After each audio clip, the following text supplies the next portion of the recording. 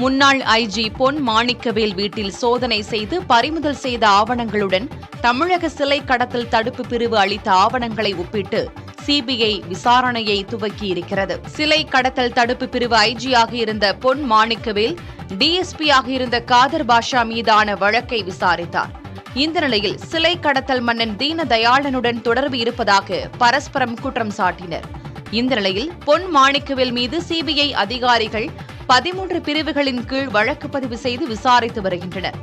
இதில் 2008 மற்றும் 2019 ஆகிய ஆண்டுகளில் சிலை கடத்தல் பிரிவு டிஎஸ்பி காதர் பாஷாவுக்கு எதிராக சிலை கடத்தல் சம்பந்தமாக வழக்கு பதிவு செய்த சிபிஐ அதிகாரிகள் பொன் மாணிக்கவேலின் பாலவாக்கம் வீட்டில் கடந்த 10ஆம் தேதி சோதனை செய்தனர்.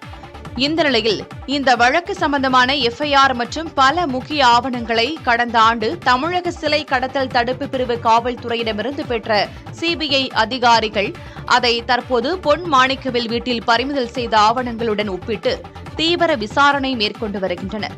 இதன் மூலம் சர்வதேச சிலை கடத்தல் மன்னன் மறைந்த தீனதயாளனுக்கு உதவியது ஐஜி பொன் மாணிக்கவேலா அல்லது டிஎஸ்பி காதர் பாஷாவா என ஆவணங்களை ஒப்பிட்டு தீவிர விசாரணை மேற்கொண்டு வருகின்றனர்.